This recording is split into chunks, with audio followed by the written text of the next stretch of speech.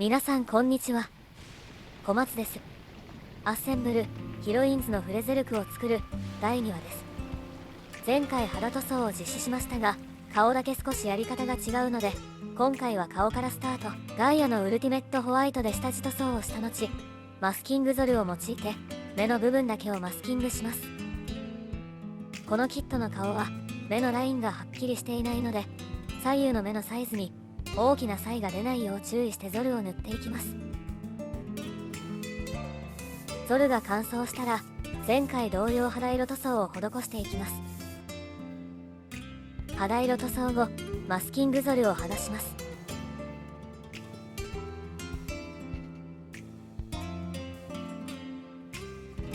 ここにウレタンクリアを塗装してアイペイントの準備が整いました。この時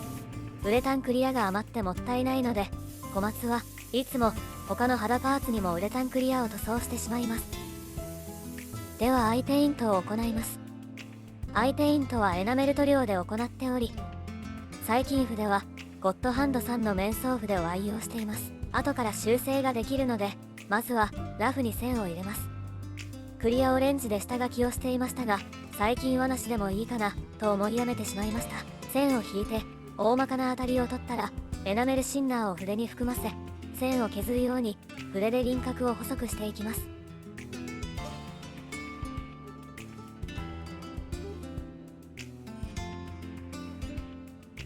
ウレタンクリアでコーティングしているので、失敗した場合はエナメルシンナーで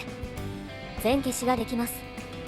満足するまで線を足したり削ったりを繰り返します。極細面相筆、毛先が長くてコントロールしづらいのであまり好きではなかったんですが、輪郭線がガタガタになりにくいので線を仕上げる際に使っています。ただ単に小松の筆圧が高すぎるだけな気もしますが、目の輪郭があらかた出来上がったら眉毛の線も入れて顔の雰囲気をチェックします。眉毛の描き方も先ほどの目の輪郭描きと変わりません。太めに線を描き、目的の線の細さになるまでシンナーを含ませた筆で線を削ります。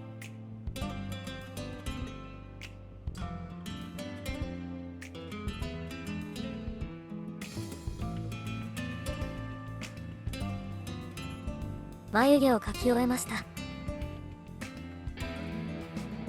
口の中の色付けもエナメル筆塗りで行います。まずはベタ塗り。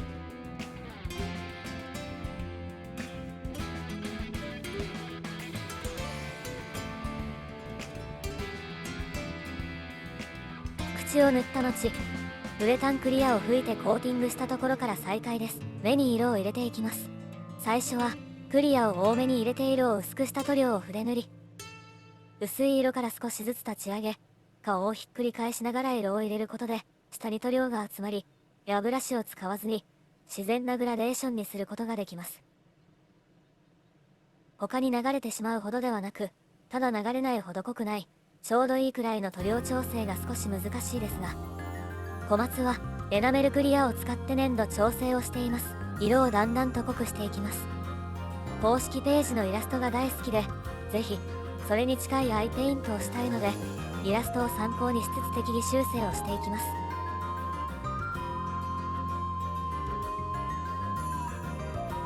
アイペイントの時は少し休憩を挟みながらやるようにしています。そうしないと頭がバグって、その時だけは俺天才じゃんとなるんですが、後で冷静に見るとチェンジってなりますので、再びウレタンクリアを吹いて最後に光彩を入れます。失敗したら後で修正すればいいので、木も中薄めの白エナメルであまり濃い塗料を使うと厚みが出てしまい、見た目があまり良くないです。ここはできるだけ塗膜を薄くしたいので、薄めの塗料を重ね塗りします。アイペイント部分は艶ありにしておきたいので、目の部分だけをマスキングゾルでマスクしておきます。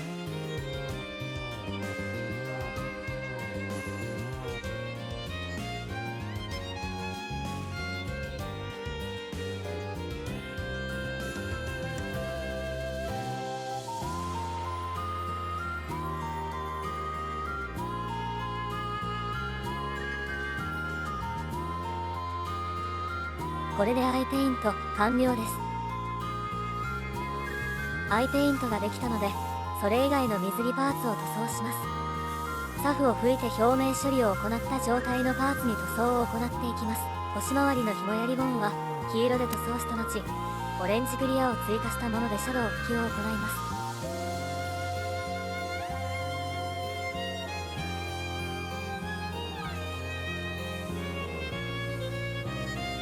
水着は紫で先に塗装したんですが、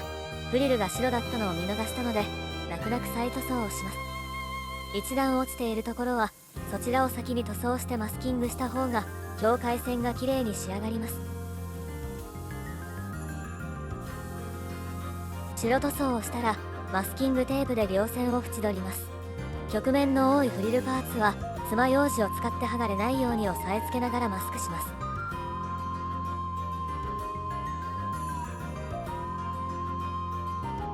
テープによる縁取りができたらマスキングゾルで残りの部分をマスキング。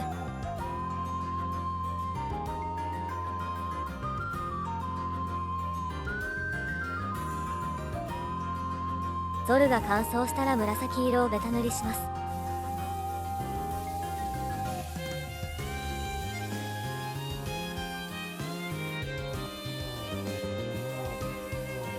肌塗装では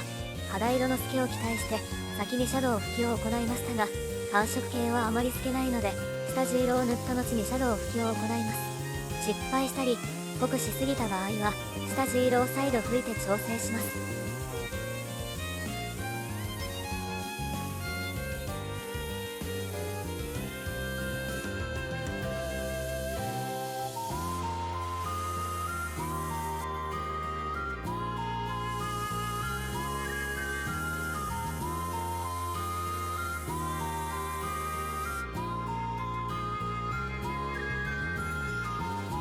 最近この細吹きエアブラシの下についている調整ネジに人差し指を当てて調整するとビビりが減る気がするんですが、気のせいですかね。かなり安定して狙った線を吹けるようになりました。シャドウ吹きが終わったらマスキングを行います。いつものように細いマスキングテープを用いて境界線に沿って縁を取ります。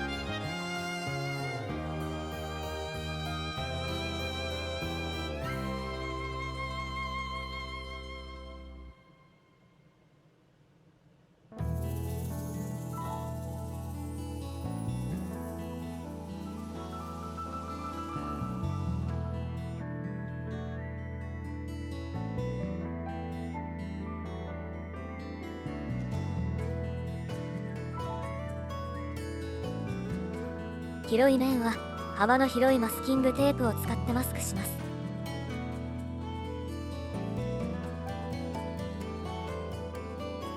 最後にマスキングゾルでマスクを行います。この間ツイッターを見ていたらラテックスを使うと同じようなことができると紹介されていましたので、今度使ってみましょうかね。とりあえずポチっておきましたんで、もうすぐ到着すると思います。さすが日本の e コマースは伊達じゃないぜ。おかげで引きこもっても何でも買えちゃうんですが、段ボールが溜まって仕方ない。小松の模型部屋は段ボールの殻とコーヒーのボトルで溢れております。はよ誰か持ってってもろて。シリのハートマークをマスキングしそびれていたので、マスキングゾルを剥がしてしまわないように気をつけてマスクしていきます。クレープ紙のマスキングテープでもいいんですが、この程度の曲面であればアイズプロジェクトのマスキングテープで十分対応可能です。個人的な主観なんですが、クレープ紙のマスキングテープの方が吹き込みなどの失敗が多い気がします。相当厳しい曲面をマスクしているからかもしれませんが、なので小松はできるだけ黄色のマスキングテープを使い、どうしても無理なところはクレープ紙を使うようにしています。最後に指で押さえつけてきっちり密着させれば縁取りは完了です。先ほどと同様にマスキングゾルを塗って内側をマスクします。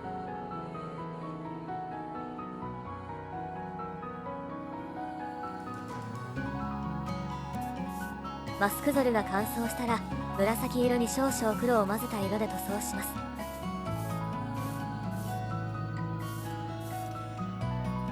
乾燥後にマスキングを剥がしていきます。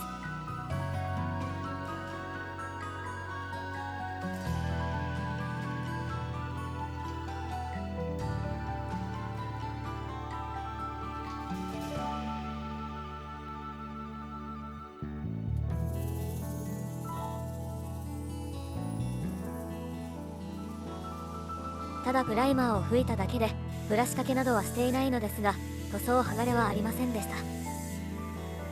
髪の毛もシャドウ吹きを行います。髪の毛はあまり強くシャドウ吹きを行うとすごく目立ってしまうのでほどほどにと言ったものの、かなり紫の強い色を吹いてしまったためすごく浮いてます。寒色系の色は先ほど言いましたがあまり透けないので調整が難しいんですよね。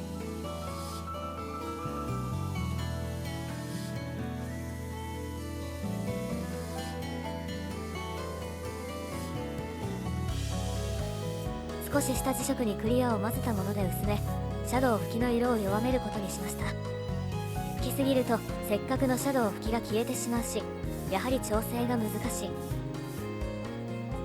さて、パーツの塗装が全て完了したので艶消し塗装を行います。ここ最近よく使っているガイアノーツのフラットクリアープレミアムです。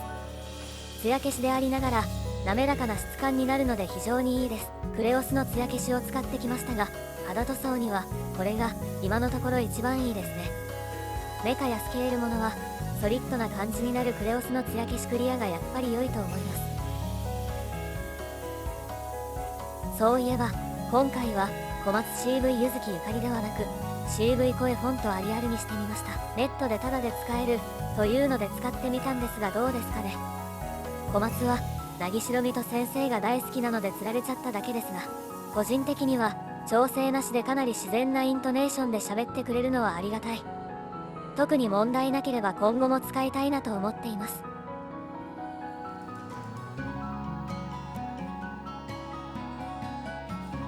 艶消し塗装を終えたら組み立てに入ります。今回は材料が PVC と ABS らしいので、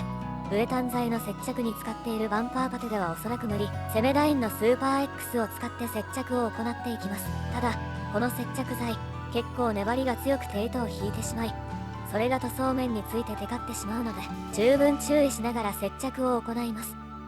この辺りは次に作ろうとしているアルトリアペンドラゴンに向けて何かいい接着剤がないか探したいところですね。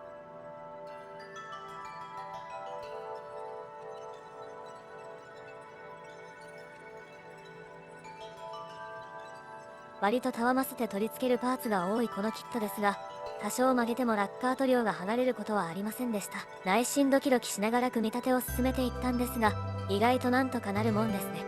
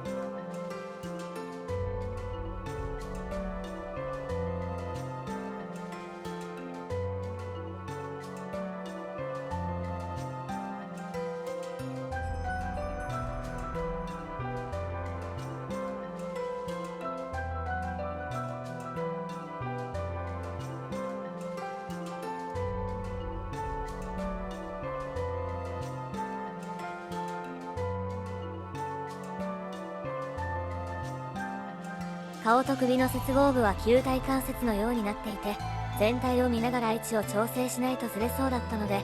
一度問題なく取り付くかどうかだけを確認します。台座は作るから既存品は使わないぜと思って男らしく捨ててしまったので、泣きながら固定用の仮台座を作ります。ちょうどステンレスパイプの切れ端が余っていたので、固定用の穴に取り付けてアクリルの端材に穴を開けて簡易台座にしました。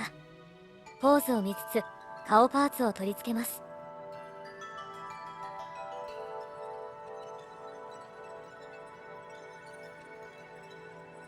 リボンなども同様に接着。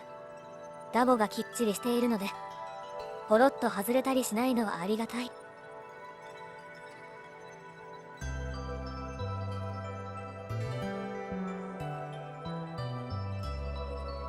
これでプレズベルクリペイント本体の塗装が完成しました。今回はほとんど改造をせずアイペイントとリペイントをしただけですが、それでも造形の良さもあってかなり映える作品になりました。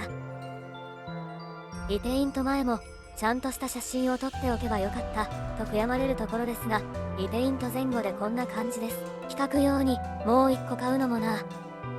アルトリアの制作時にはもっときっちり比較できるようにするので許してくだされ。さて、水着といえば台沢海ですね。すでに Twitter では紹介していますが、水しぶきを作る技法を実践してみたので次回紹介していきたいと思いますよ。では今回はここまで。良ければ高評価、チャンネル登録お願いします。